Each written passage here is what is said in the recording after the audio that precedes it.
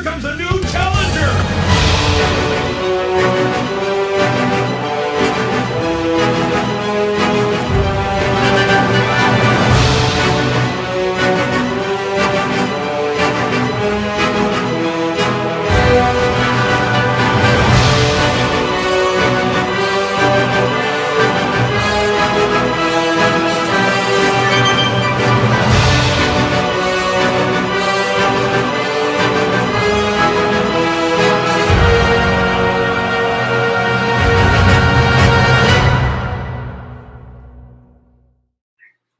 What's up, everybody? How you doing?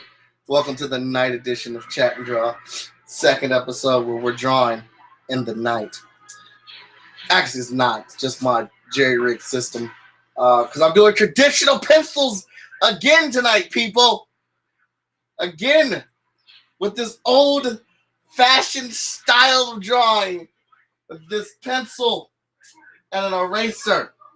We're bringing it back, man. That's what we're doing. I'm Mike Watson. I am the founder of Freestyle Comics. The, 1/4 of the ages of the nerdy. The most enthusiastic person in comics. And in the building, your host today and every day on the show that I like to call Chat and Draw. Oh, look at that camera angle. I'm getting you with both of them. Yeah, so, in case.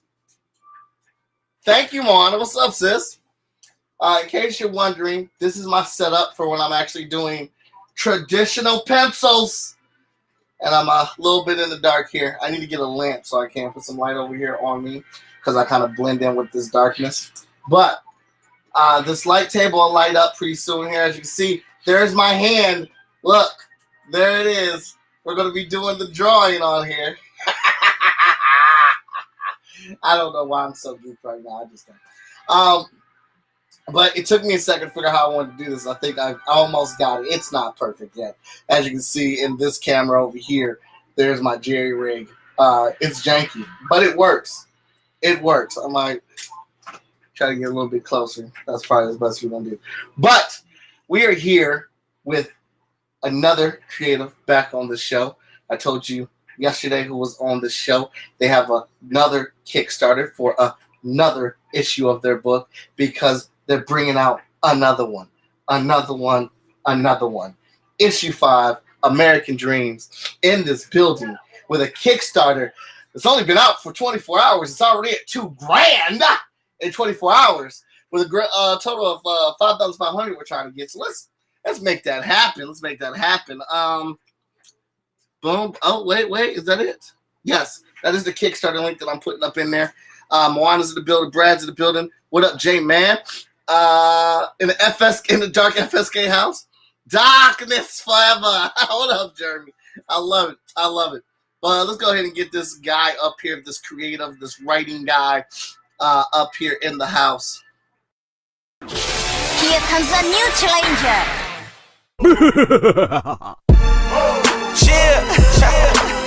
I think it's time for me to save the day. Hey guys. What's up, man? How you doing? I'm good. Little over here, it's been a real hot day here in New York, and it's also about to storm, so it's like humidity at wazoo. Okay. Well, go ahead. Tell everybody who you are, what you're doing here, and why they should check out the thing that you call a Kickstarter. Hey everyone, I'm Dale Kalban. I'm the writer and creator of American Dreams, where we have kickstarting both issues 4 and 5 in this latest Kickstarter. It's a book about a young immigrant in 1900s New York who gained superpowers from a Thomas Edison experiment that's gone horribly awry, and has to decide what to do with them and for the betterment of all, or the, or is it going to be selfish? Okay. And it's a great superhero story. You kind of hold up a small mirror to our times through the lens of the past, while still being a fun adventure story. All right. So who are you drawing? Oh, yeah, that's the thing we were talking about a while back. Yeah, I figured this would be a great episode to do this one on. Nice. Now, of course, your little jury thing. My brain went. It's like the projector system from like you used to have in high school for the transparencies. I know what you're talking about. I remember those. And when you started, my brain went to the old joke about how many Jewish mothers does it take to screw in a light bulb? It's okay, dear, I'll just stay here in the dark. Let's get here. All right, so I've already laid this thing out. Laid this out on my iPad, and Daniel's another person who went ahead and got these special commissions I'm doing, which are homage covers, which they take a favorite cover from their collection that they really enjoy, and I take their character and I replace them on that cover. If you notice, I did this with Daniel Quick yesterday, and today we're doing it with Daniel Kalban's American Dreams. I kind of just figured it'd be in good taste because he has this Kickstarter going. Maybe this could be potentially an extra cover that he uses. It's something we could definitely use. Right now, we have 2 covers, and I'm talking to my graphic design person to see if we can do blank covers as an add-on for a stretch goal at the moment. Okay. Yeah. Awesome. So we're seeing what's happening because we have to first get to that 5.5K. And we are still at 2023. I'm sorry. Hold on. I've got to sharpen my pencil. This is so old. And look at this mechanical janky thing I'm using. My artist on another book, Gabe, he was live streaming on Instagram, and he has that same old school sharpener. Yeah, And the lead kept breaking as he was trying to sharpen it. Oh yeah, that's another reason why I hate using it, because it does break a lot. The lead will break from time to time, and I'm heavy-handed. What up, Brad? I love Brad's comment. You can always use another cover, Daniel. I know at least one person who would buy it. Who could actually figure out, as this drawing goes on, I'm going to try to get the line drawing outline instead of putting all the detail into it like I did yesterday. But who can guess what cover this is inspired by? I will say it is a DC Comics cover. So, Daniel, what can you tell us new about American Dreams? Well, this is our big issue. Well, issues 4 and 5 are our big 2-part season finale of Arc 1. A lot of threads have been building up to this kind of confrontation. Crowley, of course, is up to no good, and he's going to send, you can say, a brutal, nasty, bigoted force, not only towards Liberty, but towards the entirety of the Lower East Side. The entirety of the Lower East Side. Yeah. Aggressively. Thank you so much. I appreciate that. So and you're going to use the knife to sharpen pencils. I've done that before. My grandfather did that. So this is the force, a brutal, bigoted force known solely as Amalek. Okay. Which is a term from the Bible, but in more modern Jewish culture parlance, it refers to someone who intends on genocide, basically. Woo! Genocide is a bad word. Mm-hmm. Specifically targeted towards my people, the Jewish people. Mm-hmm. So, and given that 1900s New York, you had all these immigrants coming in, there's always these nativists, often who were first or second generation Americans themselves, but because they were there first, they really take a real nasty look at the newcomers, and they think they're not the real Americans. And unfortunately, you see this throughout American history, especially in New York, history of New York City immigration. Like, for example, when the Irish started coming over in the early 19th century, they were looked down on by the local Protestant community, especially of the Anglo-Dutch descent, old New York families. And then when the Germans and the Germans started coming over, the Germans, Italians, and Jews started looking. Italians, Jews, came looking over. Actually, the Germans started looking down on them, and so on and so on and so forth. It's sadly a poor, vicious cycle. Daniel wants to know, or Bradley, I'm sorry, wants to know if you're going to release your books again without the Short Fuse logo on them. Yep, it has my new studio logo on it, Atlas Studios. Which I also think is a very appropriate name for your studio. If you guys not caught on already to Daniel talking, it's J-Man, got it right, Superman. It is a Superman cover. Mm-hmm. Damn, J-Man, you're good at that. He got the one yesterday too. If you've noticed listening to Daniel talk, oh, well, I think I don't need a light. If I'm doing it like this, I got the light table. Y'all can see. Yeah. He has a lot of facts of things that actually happened in his book. He's a big history buff, and he puts the comic book lore over top of it. Funny enough, with my artist Gabe on Night Raft, which is a book we're still developing, came out with a studio name and logo, and we said, yeah, let's put American Dreams now as the debut book. Yeah. And I got a couple other stuff I'm working on. Night Raft, with Gabe. I got with Jay Sheikh. I'm working on a Western called, I call it my kosher Western, called Sadiq, which is about a Jewish cowboy in post Civil War Texas. Okay. And then I'm starting this other book of Marcelo Muller with Andy Shakikordi as editor, which is set in the 1950s. It's an alien invasion story. Okay. I thought let's match up like American Graffiti in Greece with Mars Attacks. And it became Greasers versus Aliens. And the first half of issue 1 has been written. It's going to be double-sized. Those are going to be double-sized issues. At least that's the plan for that series. Brad asked, "Are all the issues going to be available on this Kickstarter?" All 5 issues are available. All 5 issues are available. We redid the covers already. I have Francisco Zamora already helping me redo all the PDFs.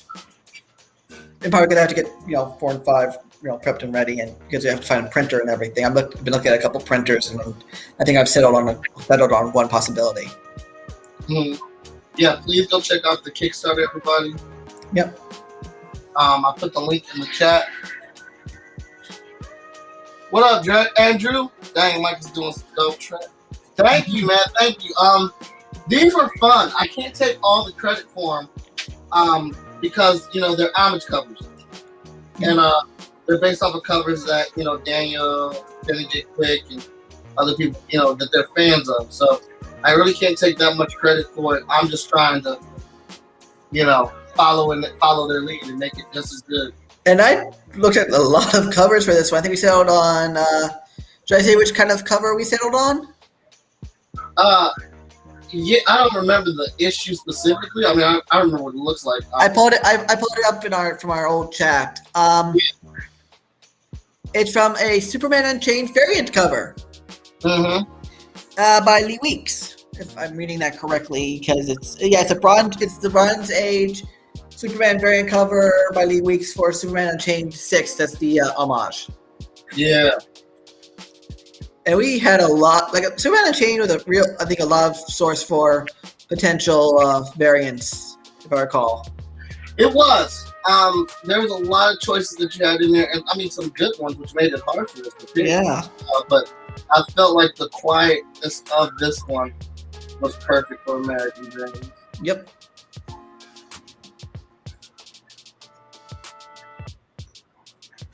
Plus, because it feels like it's a nice mixture of old New York and modern day, with the kid in the foreground.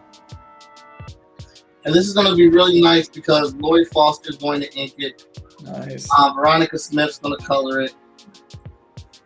I believe Danny Cooper is going to try to replicate the title font in American Dreams. But if we can't make that work, we're just going to go. Well, worst I can just send you guys the logo, the PNG. Yeah. And what else has been going on with American Dreams?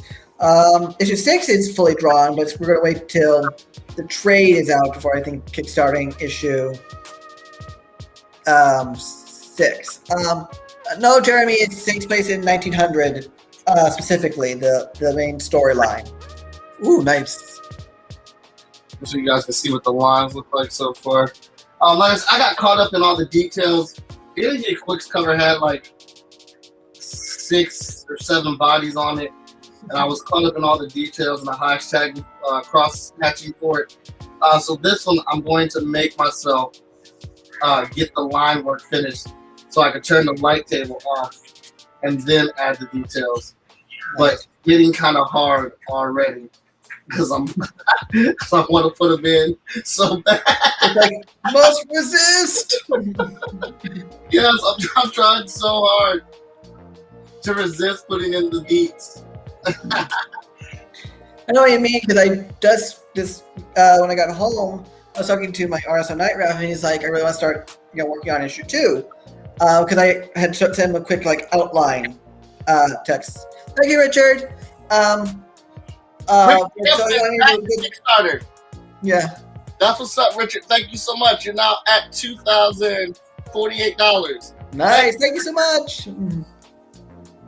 All right. That's what's up. Yeah. If you guys have already backed it, thanks again. Really appreciate it. But keep helping us out here. Share out this stream. Share out the Kickstarter. Because there could be somebody that that will be into this type of book. We want to history combines action and adventure. It's superheroes. You have, 3 of the baddest people probably in history working together. At least one of the most famous people in history, entertainment on the side of the Angels. Because you have either villainous triumvirate, Thomas Edison, J.P. Morgan, and Aleister Crowley. All of whom can cause headaches for our hero in various ways, because Morgan can affect the politics and the journalists of the city. Edison has all the strange tech he can use, mostly stolen from Tesla. And of course, Aleister Crowley has sorcery and magic to bedevil things.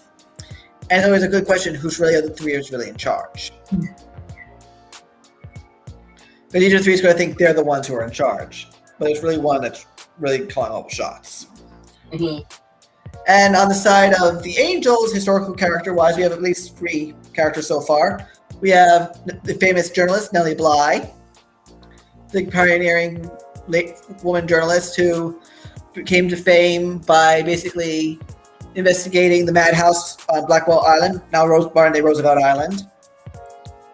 We have Emma Goldman, the crusading socialist, anarchist, feminist thinker. But finally, on the side of the good guys, we have probably my favorite historical character to write on the side of the good guys, and that is Harry Houdini, who kind of also serves as Liberty's mentor. That's funny. I didn't know that, but I could tell that from reading the book. The good guys the good historical story characters, Houdini is the most fun to write. The bad guys, Aleister Crowley is the most fun to write because he can just chew the scenery with abandon, and it just works for him. Why is Houdini so fun to write? Because unlike Edison, who's in it for his posterity is J.P. Morgan, and they want to control things, so they ultimately have the power. Like Joker, Crowley, in my depiction, is pretty much an agent of chaos. Mm-hmm. He's working with a much more malevolent power, which we've hinted at since issue 1. But he is we're implying that he knows a bit more about the past, the present, and the future than even Liberty would know, especially about the future. And he's just a fun character to write because you can just write him with gleeful, evil, abandoned. I think it's the same way Joker gets the best lines in Batman the Animated Series. You can just do the most gleefully evil stuff, which will shock you, but still hysterical to write. Mm-hmm. And so I think it's much more of a fictionalized version of the real Aleister Crowley, who did was in North America around the time period, but this is where we started bending history a bit. Right. But he's just a fun. He's just gleefully malevolent. That's the way I'm going to put it. Okay. And and he's already causing chaos in issue 6 as well. But you can start seeing the formation of a lot of his plans starting in issue 2, and see more of them grow and grow through issue 5. Because the whole arc is the opening bell, so to speak. We got more to come. I've planned out at least the next 2 arcs. Okay. Yes, Jeremy is the same Crowley as the guy obsessed with the occult, the infamous magician of Europe. The wickedest man of all of Europe, I believe, was what he called himself at the time. This is how creepy he was, and I think so. He had this house in Scotland, where he later, I think, where he died many years later, and it was taken over by a rock musician, and then at one point it mysteriously burned down to the ground. And people said there was really creepy stuff happening in that house.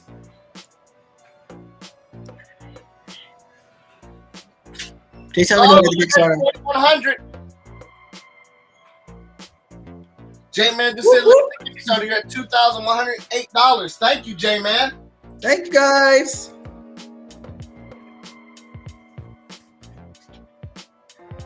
I think some people literally do not pledge until they see you on the show. Is that how it always is? Like I think people really wait for the show to happen because they enjoy doing it live. Yeah, it's possible.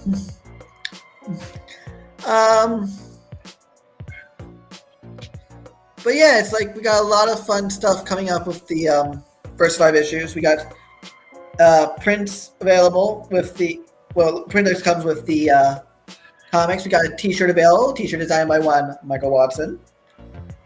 I like making them t-shirts.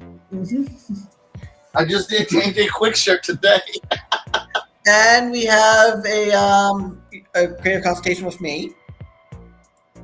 And we also have a couple cameo tiers that are limited. Then we'll start with issue 7.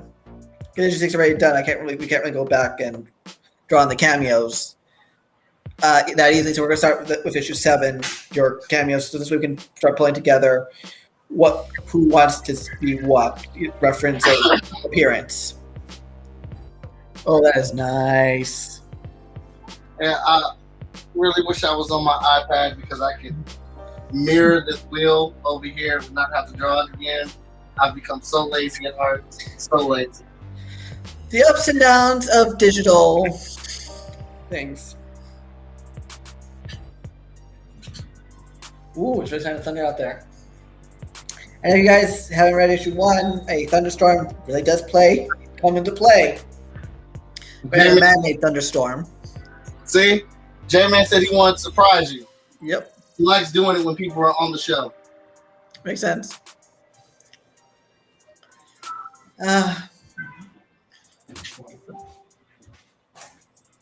And what else is going? What else we got?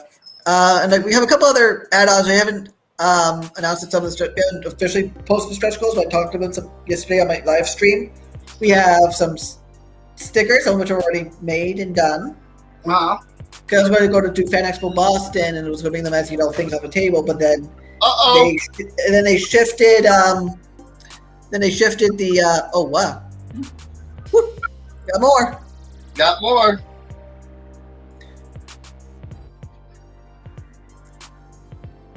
Not. You got 2,138. So I'm gonna put that one up there. Yep. Someone just upped their pledge. I won't say who without permission.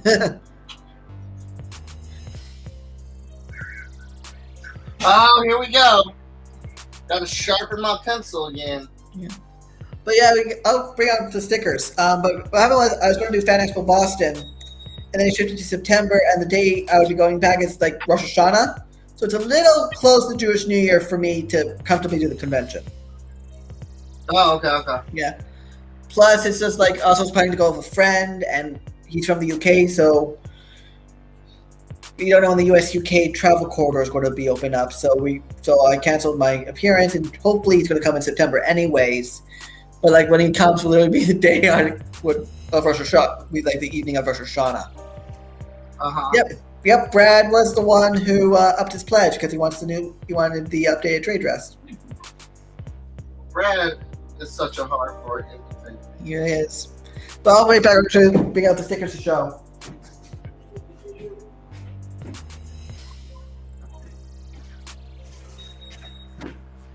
So this is going to be like the first stickers. I got like 200 of these. Drawn by David Jackson. Okay. And we have an Amalek design as well. So that'll be an additional add-on thing.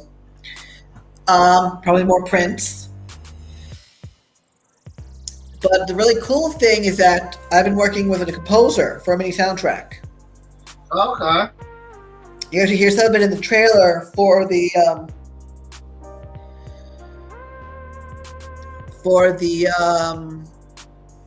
Kickstarter. He redid some of the opening themes for the trailer. And I was just going to send me like a music snippet to just put in. He did it for me.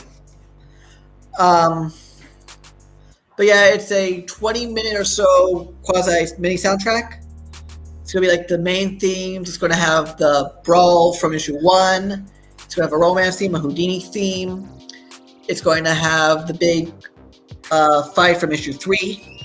And it's going to have a kind of a longer track where it's the big fight in issues 4 and 5. Okay. So it's like a 5 or 6 track mini soundtrack. So you're actually doing a score, not just an album. A mini score, yeah. That's cool. That's a little bit of a twist. I dig that. Brian, what do you think my time-sensitive music? Because the music's all digital. There's no real instruments. You're talking about music from that era, from the time of when the 1900s. Are you gonna do that type of music? We were inspired by John Williams and other great movie composers.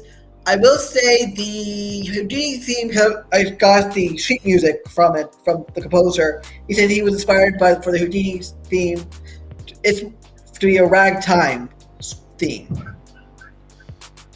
But the music is very much more inspired like John Williams and other heroic themes, and we also went with a few. I also did look at some of the music from the era, but it's very John Williams inspired. But he did put in a ragtime theme for Houdini. J-Man wants to know if can you sign his #1 issue out of all the books? I can try because I'm talking to a couple of people about how to fulfill.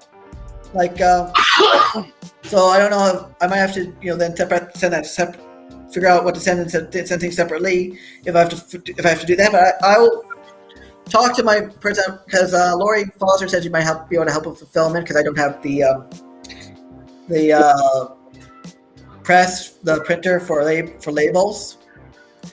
So if I have to do that, I might have to order things separately and then ship them to her for the final packaging. But we'll see. Because as I said, I'm still figuring out the shipping list just still. Like I'm still figuring out the printing and the shipping. It's like a major logistic. Right. And we are streaming live right now.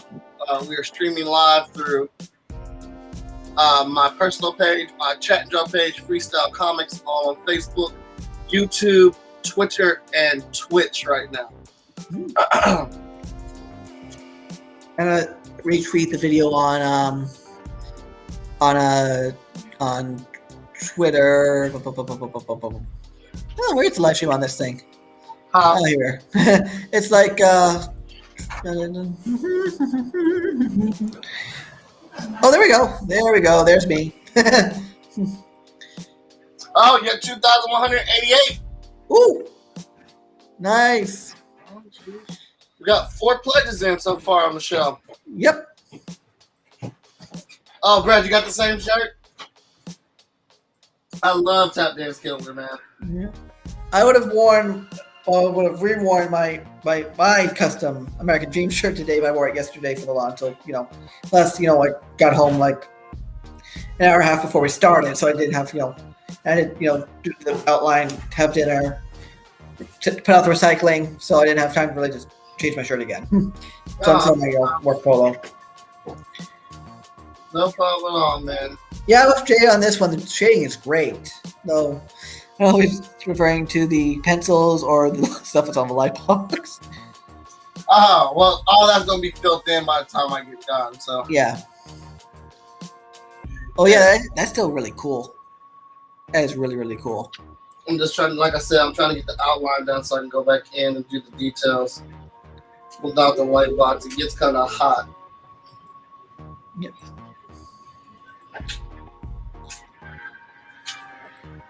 What else? But yeah, I got a few things on the fire creatively. I just have to, juggle. Oh, that's what I was going to ask you. How'd you come up with the name Atlas? I mean, it fits exactly with your stories. And what I said earlier, it was really my artist on Night Raft. We were talking about creating a studio together initially for Night Raft, and he's like, what Atlas? I gave it some thought, and my brain went also. It was like, that could be cool because I like exploring. I've always been a map person. Not math, maps. Math and I get along.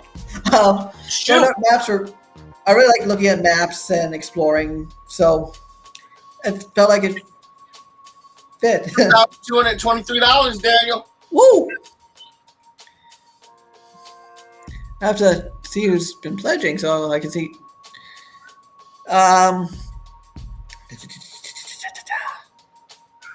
Ooh, nice. Yeah, several people have been watching the video, just have been backing.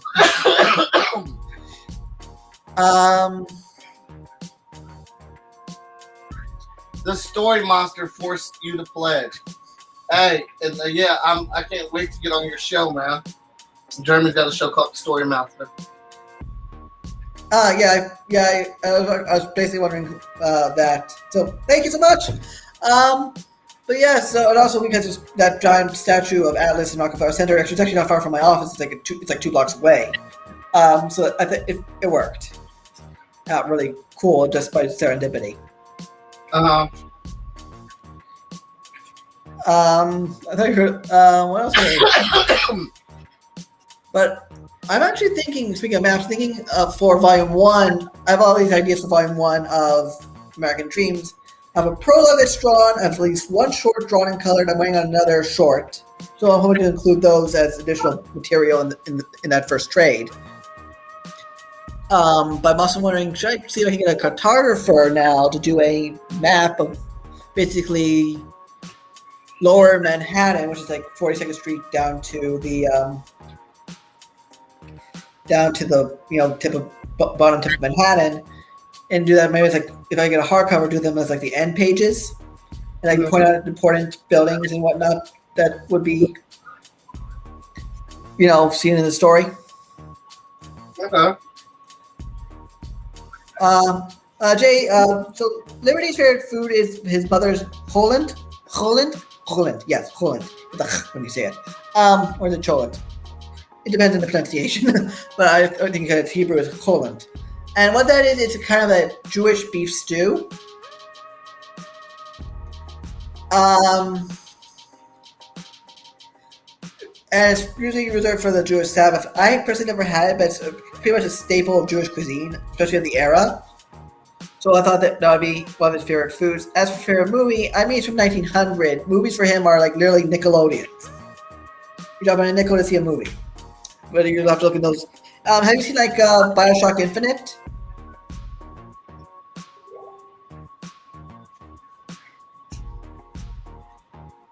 Yes, you think like opening those little view portal things?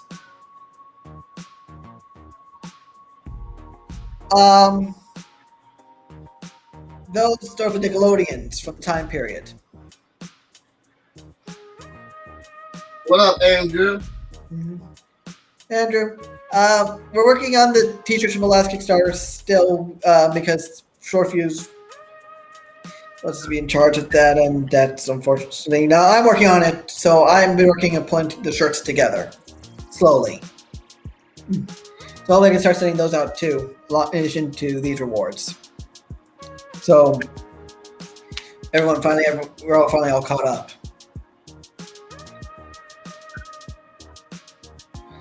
Yeah, there is some definite Lovecraft horror elements to the story, especially when you figure out the big mutterings by one of the characters in issue 1,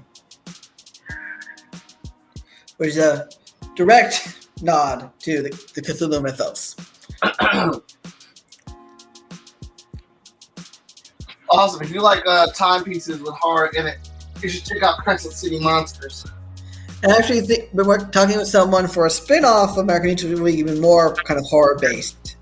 Oh, okay. Or we said somewhat later in the timeline, which will be set in the infamous Blackwell's Asylum. I've already written a small short that would be probably for volume 2, which will be kind of a sneak peek preview short of what's to come with that possible spin-off. Okay. And that's going to be, and that one's kind of inspired by Arkham Asylum, Mysterious House, Mysterious Earth, and Arkham Asylum, Living Hell. So, and also just general horror, because the Blackwell Asylum in real life, there's not much of it left. Like literally, what's left of it got turned into part of a condo complex, because New York.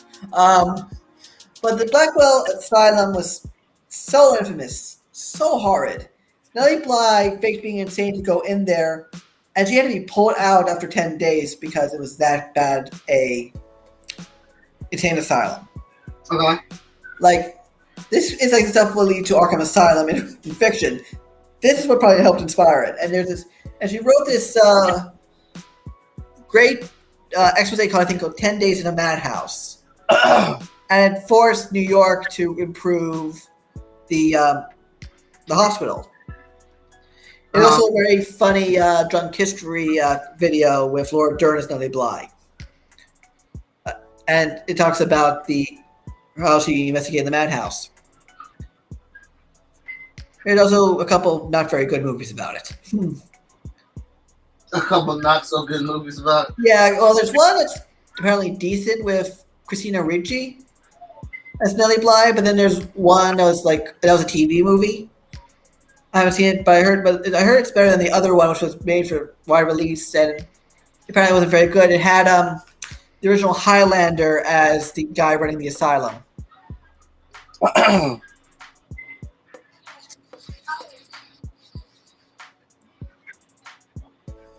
Where are we at? Okay. I'm making a good time here. Almost got this thing laid out.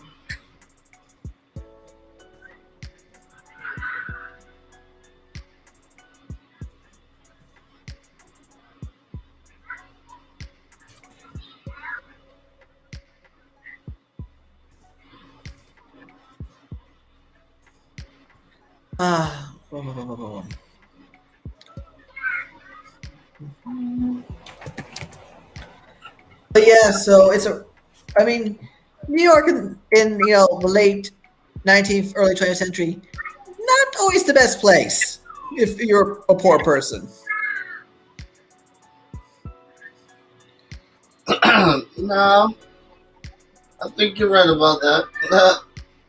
You just consider the 5 points section, which, funnily enough, is nowadays where most of the courts are in New York City.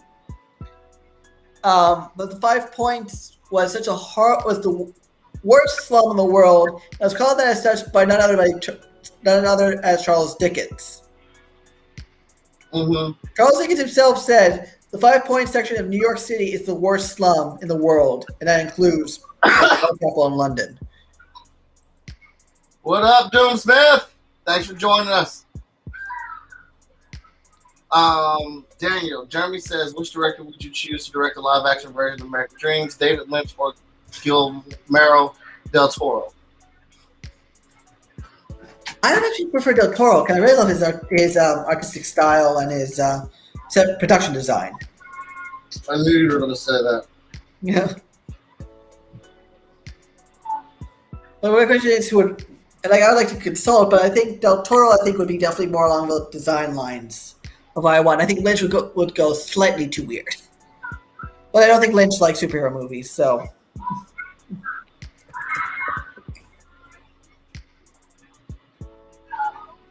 I'm just really setting something to my cover colors because he was finishing up a cover he was doing with inks by Lori, coincidentally. And he was doing this for something for the Volume 1 trade, one of the potential covers. They offer multiple covers for that trade. Let's think. I have this thing laid out now. Yeah, Jay, it was a largely Irish neighborhood with other things. But if you ever watched the film Gangs of New York, it's not the most accurate, but it is inspired by a nonfiction book. It kind of delves into both the book and the film delve into the immigrant experience and the nativist versus immigrant riots, especially in the wakes of the draft riot during the Civil War here in New York. It was probably one of the worst riots ever in an American city, unfortunately. This was like 1863, 1864, during the height of the Civil War, and it was really bad. Richard, Tim Burton is on like a quasi. It actually wouldn't be too bad, but he hasn't had a real hit in a while. So I wonder. So I don't know. I think it might be a little too dark. Because ultimately, American Dream is a very hopeful story. All right. So I think Burton might be a little too dark. So Daniel will be getting this, which is the layouts to this cover. Nice. He'll be getting the layouts. And I'm going to continue working on this. This is the pencils. He'll be getting Lori Foster will be inking this, so there'll be a printout of that. And there'll be a printout of Ron Smith's colors on this as well. Nice. Now we're going to go ahead and start rendering some of this stuff. Some of this I don't have to render. It's like it's kind of hard to show up right now. Hold on.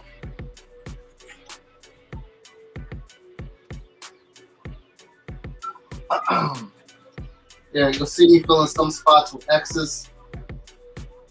X's mean fill with black for the inker, so I don't have to spend a ton of time filling in the blacks. There are some of these I am going to fill in because they definitely need it. But I know Lori likes cross hatching. Yeah. So I'm going to do that in there. What else I think Spielberg would be a good job as directing American Dreams film. But because he did American Tail, we produced American Tail, back before I was born, actually.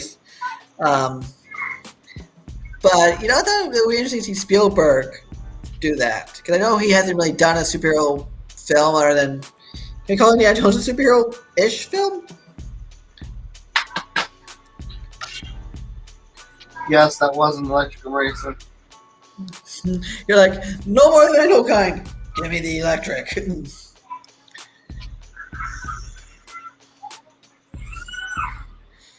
Let's see how we're doing.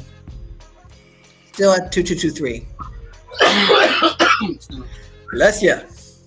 Thanks. See, as of right now, we are 40% funded with 77 backers. So far, so really good. Yeah, so far so good.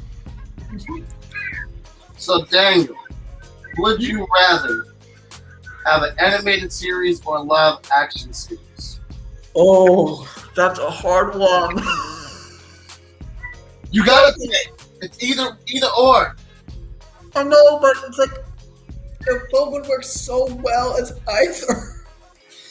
Like animated, it'll be more easier to produce all the effects and everything. But there's something about a period set films TV set like on HBO, like for The Alienist, for example.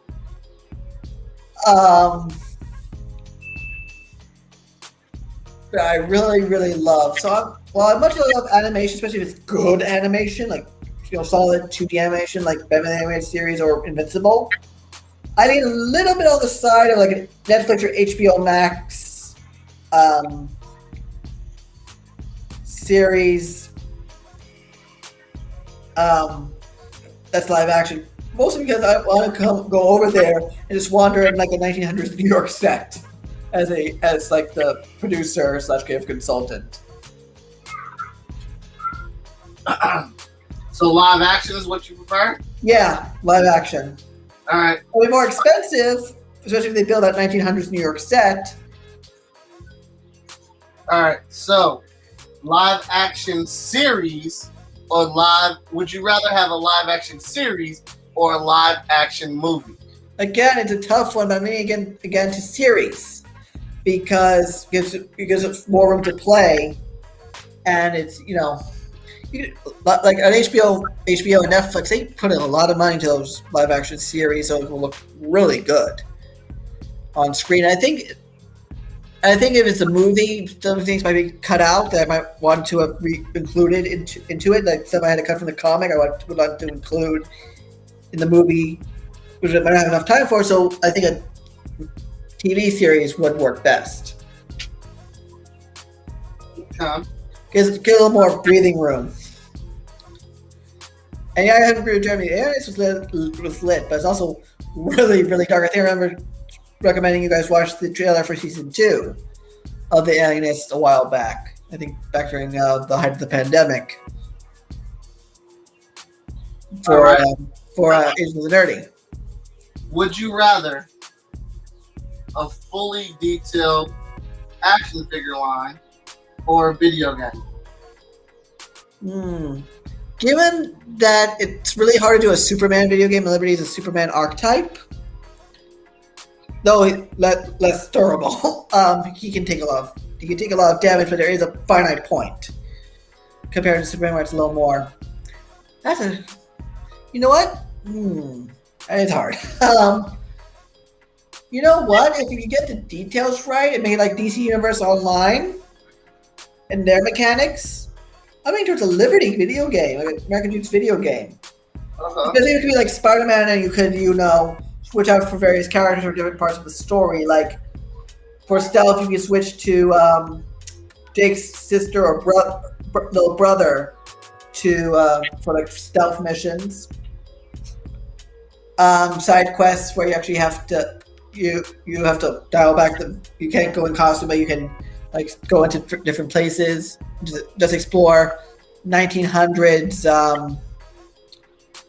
New York City. Like imagine going to Central Park in like 1900 or like the 5 Points slums of the time period. Yeah. And having to walk into Delmonico's and being told, nope, you're not dressed right out by like a really snooty NPC waiter. I think a part of that, but that's have to make it work, so we might have to dial down some of the power levels at least to start. Because because you can't make it like Superman Returns where the whole city is your health bar. All right. Excuse me. Hold on. Jay wants to know who I would like who I have in mind to play the character. Problem is, I don't know any young actor as of right now who would play the part. I'm thinking more like go with the Christopher Reeve route and just hire a complete unknown and have a good, solid ensemble cast around them, as the late Richard Donner did for Superman the movie. Huh? Let's see here. Oh, Brad said he received a new FSK shirt today. Nice. Oh, you ordered a white one instead of the black one. See if you can send that back, Brad. Jeremy says the Alienist was lit as fuck. Mm-hmm. Daniel says if American Dreams was a live action movie, who would you have? Oh, you already answered that. Yeah. I think somebody asked you said you wanted on what would you have it on Amazon, HBO Max, or Netflix? I said HBO Max or Netflix because I think they have the higher production value. But J-Man does take a point. Netflix does have a big cancellation addiction. It's not making them enough money, or if it's too expensive. But HBO, I think, seems more willing to take slightly more risks with period stuff. Uh-huh. I mean, if you could toss me some of that Game of Thrones money and their production values, that'd be great. But it also means you have to figure out where you would do the sets for American Dreams. And the Alienist was filmed mainly in Hungary, which I wouldn't personally want to go. Great country, horrible government. Oh, Jeremy says he sees American Dreams in the same vein as Carnival Row on Amazon Prime. I've actually seen the first episode. It's a really good show, but I haven't seen the rest of the series. But it's a really good show. It does have that like early 20th century, late 19th century steampunk aesthetic. Chris Evans is Liberty. Is he like 40 though? Because Liberty's like 1920 when the story begins. So yeah, Chris Evans being 40 isn't R40. That dude still looks 25. Yeah. But also at the same time, it's like he'll be playing another, symbol of America. I think he would be like, nope. He's like, I just did Captain America for 10 years. I want a break. It's really funny though. My first time I ever saw Chris Evans, it was Fantastic Four, the original one from the early aughts. And you compare that Chris Evans to Cap Chris Evans, it's like, David Franco. Legend got his FSK shirt today, the NWO version. Dave Franco, even if he dye his hair blonde, is he?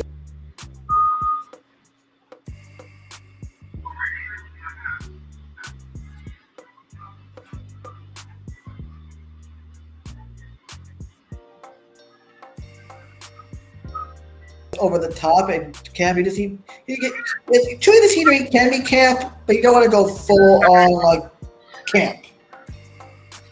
Superhero stuff is can being sometimes lean in that direction. It's like at the same time for the live action series, you have to dial it back a little bit.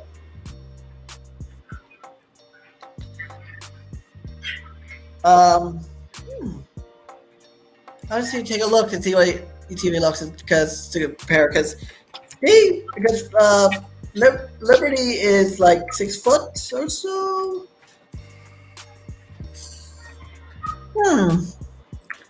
Maybe he's a little short though.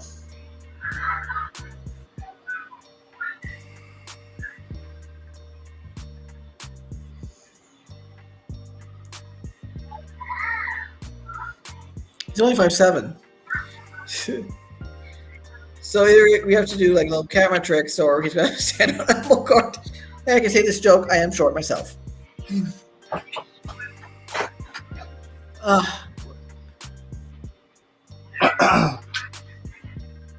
There's also the problem is they're also looking for a blonde, muscular 6-footer to play the part. And as the New York Times once did a article about the modern action hero, and they're talking about how many blonde, tall actors in Hollywood are all training for superhero parts. But it was like back when Arrow first premiered, so that was what, 10 years ago? Ish?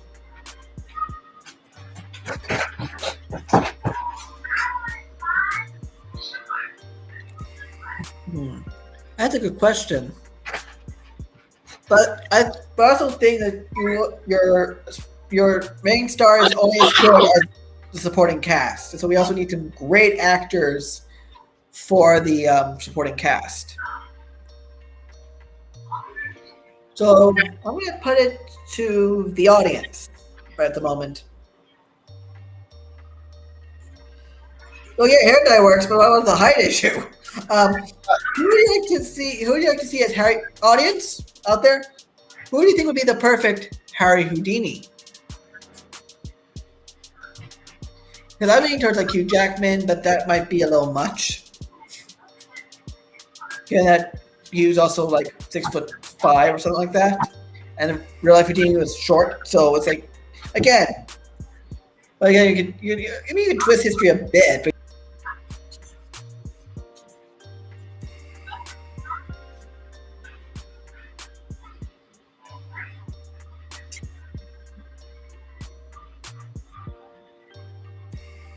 Deej.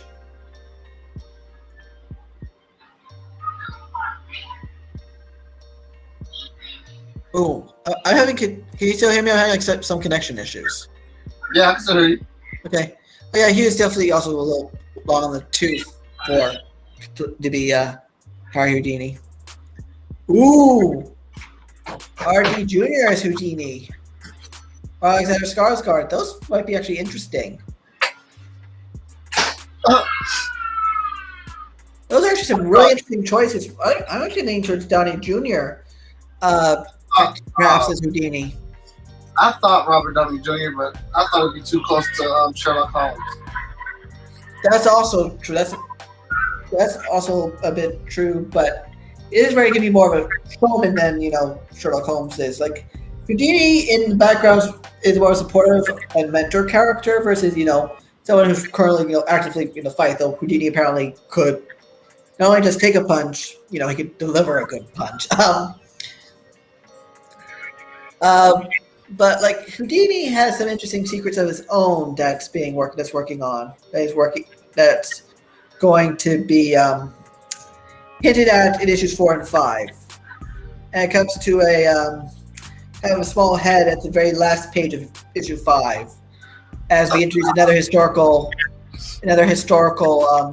figure. Jeremy, is that Charlie Hunnam as Houdini or Charlie Hunnam as Liberty?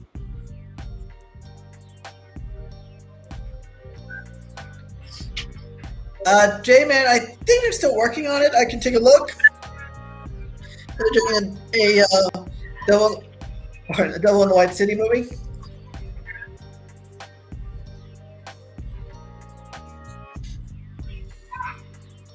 It's still being in production in Hulu.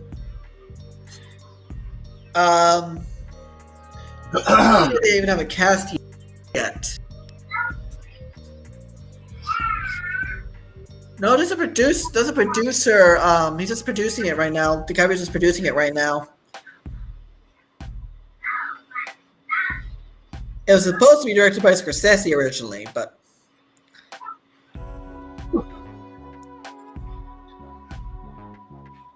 apparently DiCaprio's still on tap to play the devious H.H. Holmes.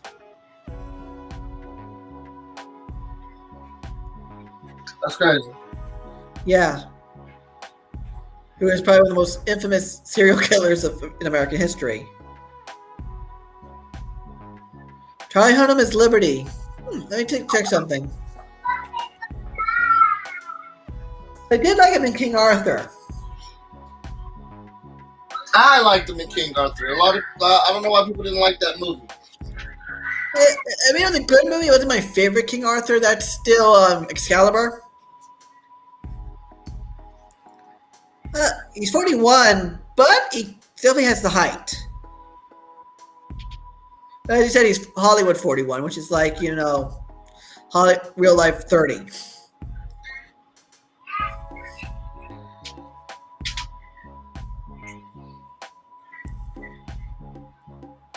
But that's could be an interesting choice to get in. But again, I'm thinking also, I like the idea of, like Richard Dyer said, get an unknown, the best actor for get the best actor if he's not a known entity yet, and just give a nice large known names for supporting cast.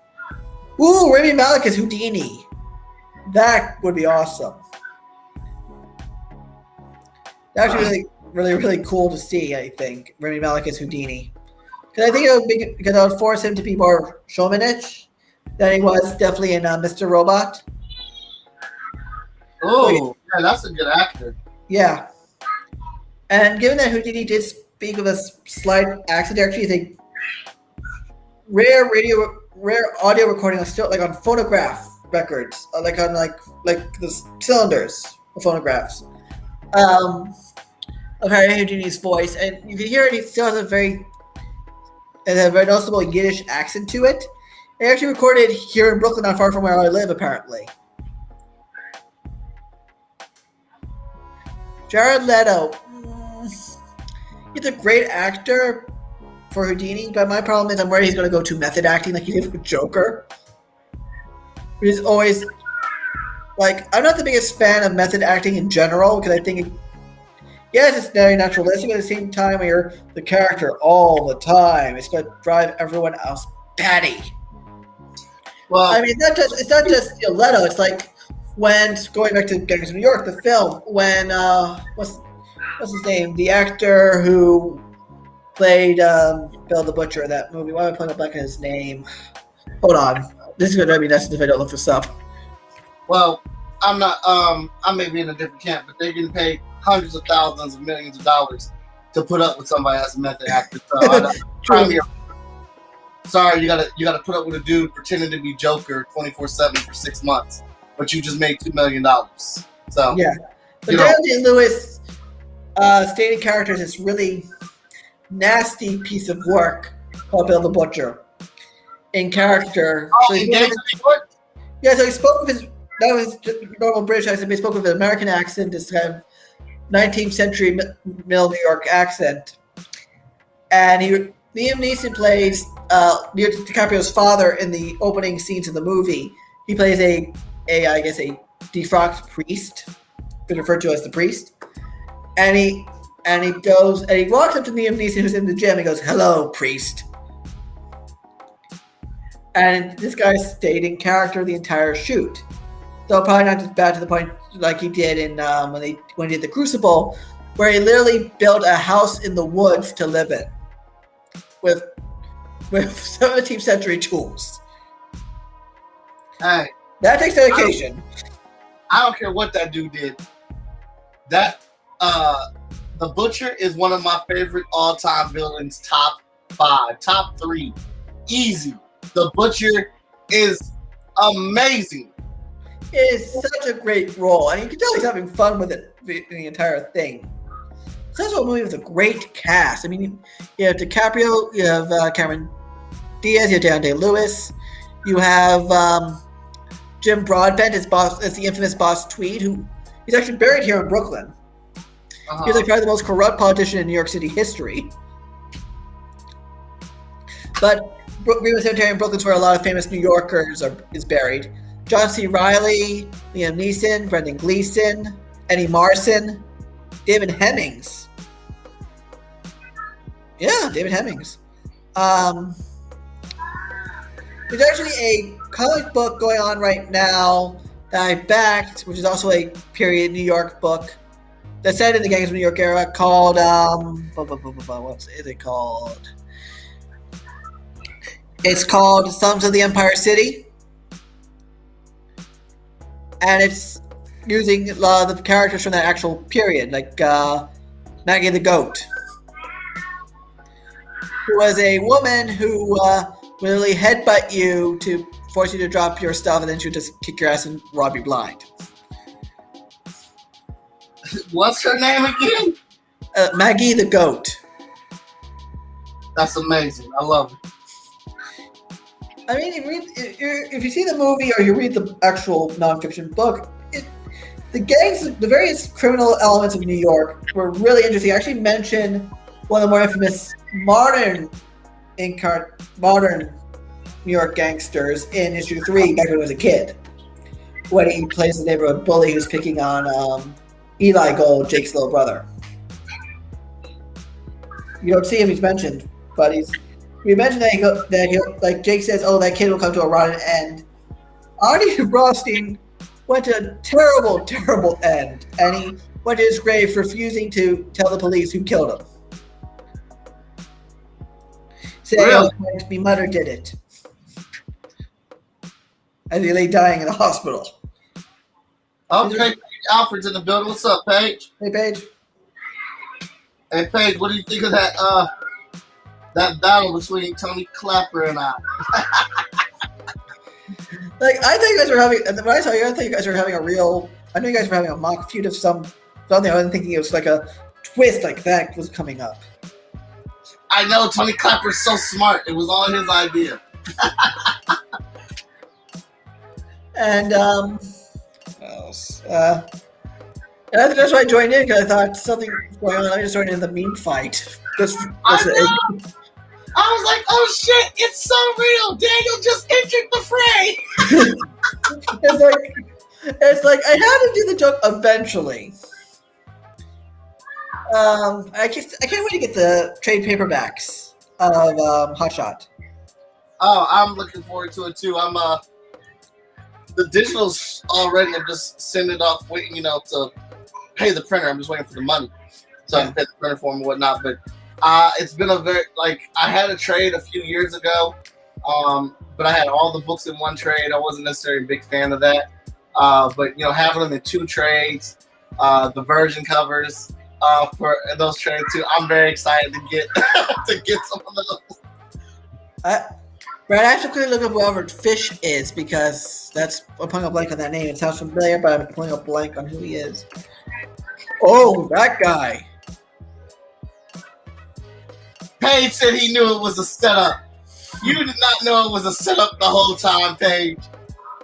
Brad, I might have to eventually do that kind of character, but I do have the two villains for the next two arcs kind of planned. But this guy is... Albert Fish was a...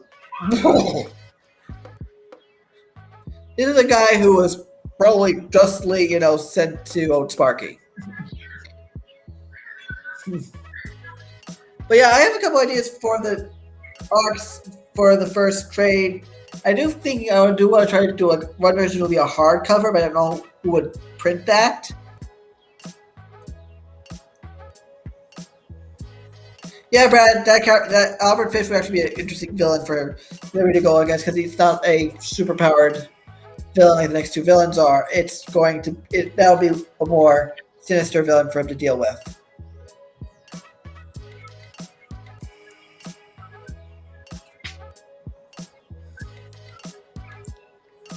And what else? But yeah, so I really do want to see if I can do a hardcover for Volume 1. Or not, I can say it for Volumes 2, or combine Volume 1 for 3 as one giant mega hardcover. Or combine 1 and 2 as a deluxe edition art. I have a bunch of ideas swirling around. Yeah.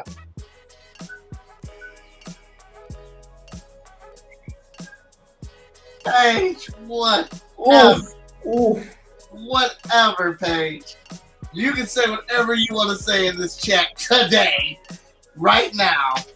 I refuse to believe that you knew that it was a setup. I just battled Victor Dandridge last year on social media, and that was art piece after art piece. I remember that art piece. It was a whole thing, and then everyone got it other than me because I can't draw for shit. But I'm like, oh my god.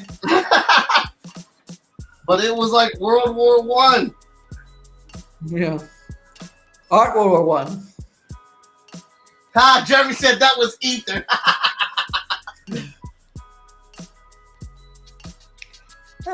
Whoa.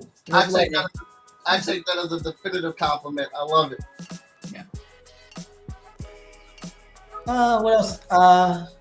So I definitely got long-range plans for this. So we could have at least 2 arcs outlined.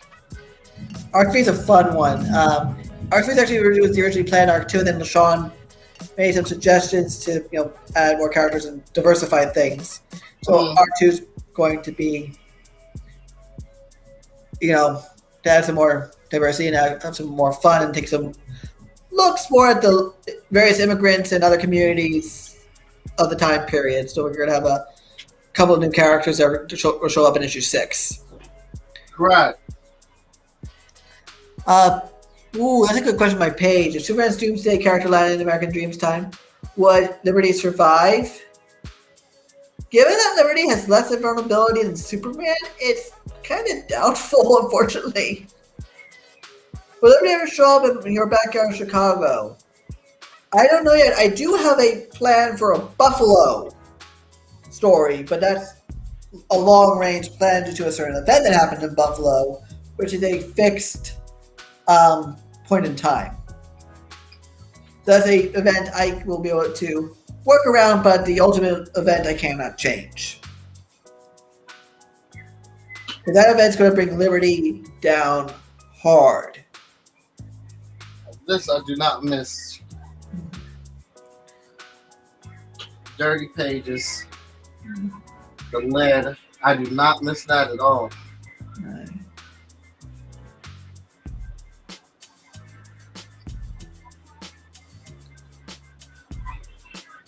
What was I thinking?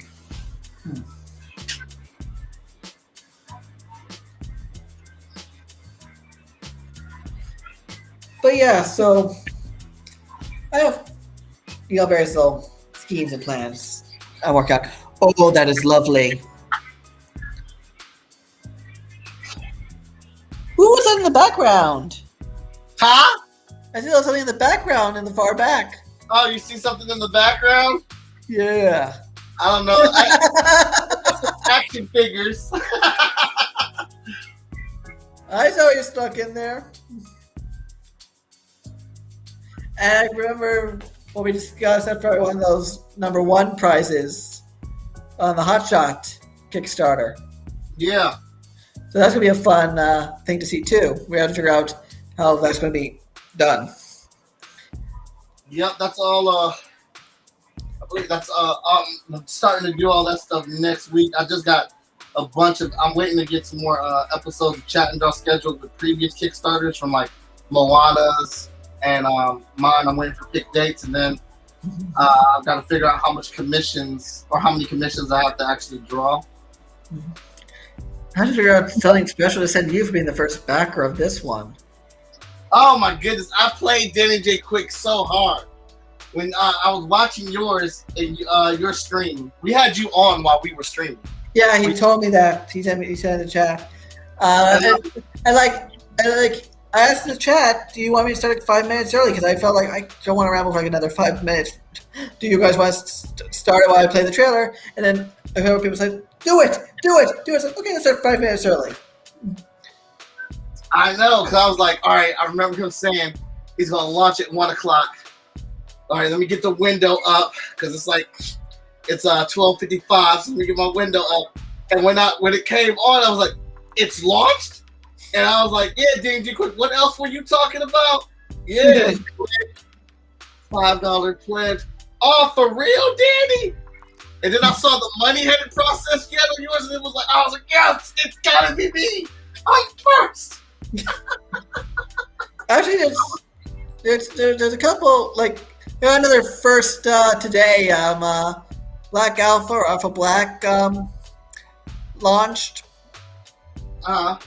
And I was the first backer on that, but I don't think he just like launched it today. Black Alpha, that's what it's called. It's a sci-fi book. And I was going to tell Danny J Quick until I saw that you launched it early, and I was like, nah, man, I got to do this myself. Yeah. I never get to be first on anybody's Kickstarter. And like you and Andy are like, who was one? I'm like, give me 5 seconds. I'm still looking. Pete's asking, will that make American Dreams Batman and Wonder Woman equivalents? I will say I want to. I'm still making the plans. I haven't made anything concrete in my brain yet. And will it be in the American Dreams current present, or will it be in our present? I have to still figure out. And that's what you'll find out eventually. I will say that coming up, starting in issue 6, we might have a Flash equivalent and a Shang-Chi equivalent.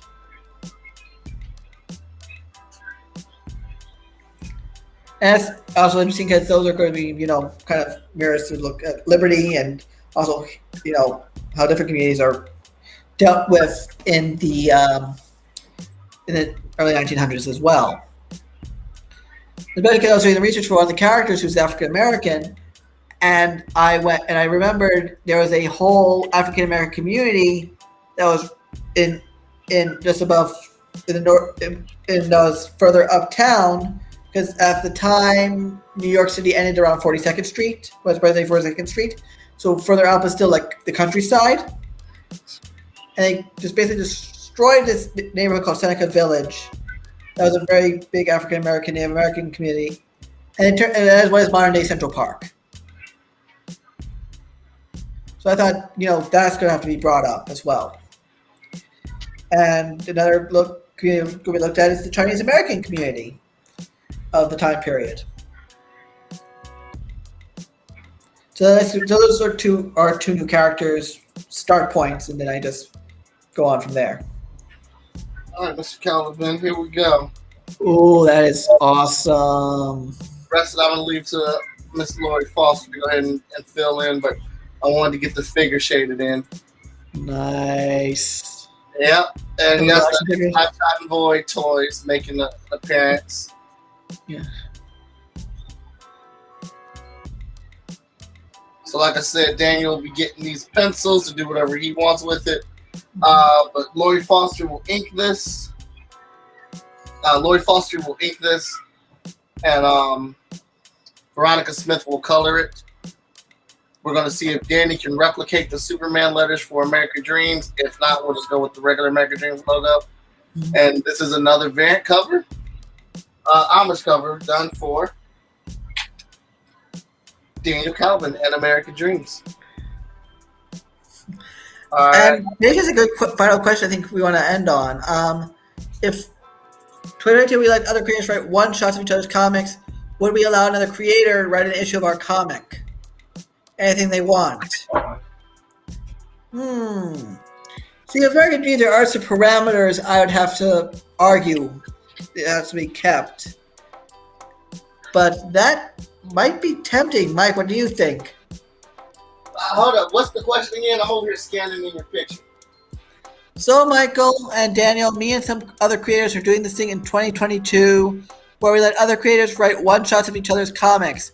Would you allow another creator to write an issue of your comic, anything they want for that one-shot? What are you talking about? I've already done that. Victor wrote 6 issues. Carrie Kelly wrote 2 issues. Travis Gibb has wrote an issue that we're doing. I think issue 15 of Hot Shot. So yeah, I've already done that.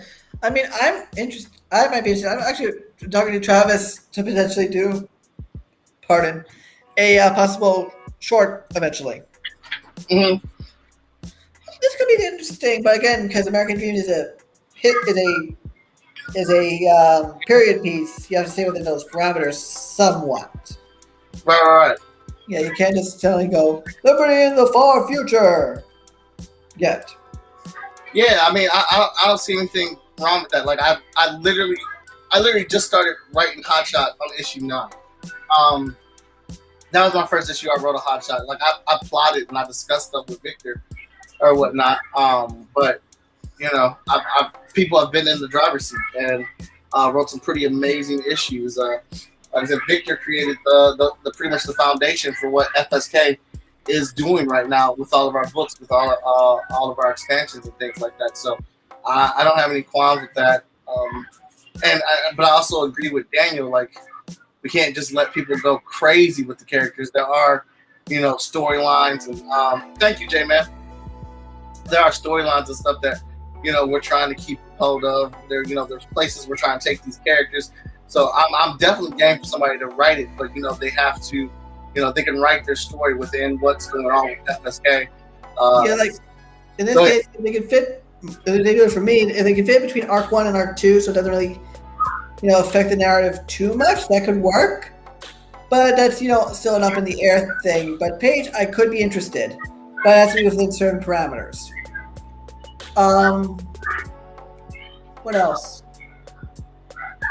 Speaking of scripting, Mike, I've been doing something interesting with this Night Raft scripts. It's where it's not exactly Marvel style, but I do a page breakdown. Artist draws it, and then I will go back and redo all the dialogue. Oh, okay. That's how I write. I do it because I'm drawing the comic book. Why do you do it that way? To give my artist more creative freedom, because he's kind of the co-creator of Night Raft. So it gives him more creative freedom to I give the parameters of what I want. Like what I did originally, I did a rough outline, and today I did the page breakdown.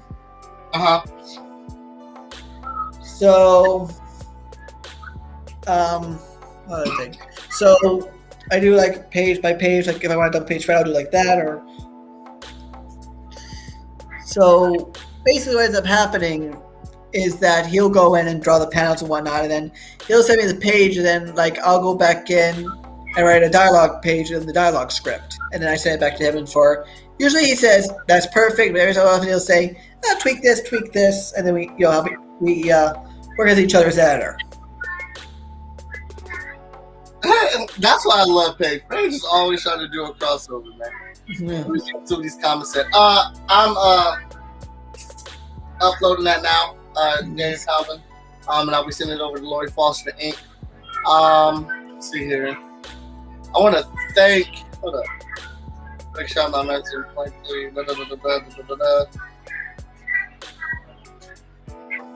Said thanks, Jay, man. All right. So look, I want to thank everybody for tuning into this episode. Please go over. Let me make sure. I think I still got it. Yes. Go over and check out the Kickstarter for Daniel Kalban on American Dreams. Thanks so much for your support. Thanks for guys. watching. Thanks for asking all the questions. There was a great amount of pledges today. I think we had like 5 or 6 pledges. So shout out to everybody that pledged live during the show. Dan still got 28 days to go. And we are almost at, you're at half of your goal, I believe. Half? No, sort of that we're at 40%. So we're just under half. Just under half? Yeah, it's 40%. Oh, yeah, all right. My math's terrible. Well, he's almost at half. Let's get him over there. Let's get him to hit his goal. You know what I said. Pledge, share. If you don't have any money, share it. If you're tight on money, $1 helps. If you pledge, share it. Talk to some more people. Relook at it. Maybe you'll see something else you like on that Kickstarter or whatnot. But American Dreams 1, 2, 3, 4, and 5. Mm-hmm. 5 comics, y'all. Complete first arc. The first arc, the whole first complete arc. So clean to read and jump into.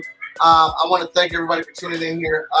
Tomorrow, I'm off. There is no chat and draw tomorrow. I need you to understand it. It's not happening. Your boy got special screenings to see a little flick early tomorrow. So that's going to happen. Ooh. I'll tell you what it is after because I can't say what it is. But I couldn't pass it up. We'll be back Thursday with Lori, Mother freaking Foster in the building and the Kickstarter they have currently right now.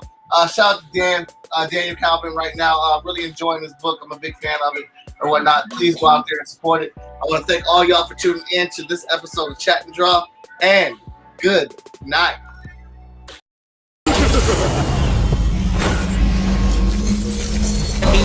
I think that I should ask Mr. Watson. I think that I should ask Mr. Watson. I think that I should ask Mr. Watson. I think that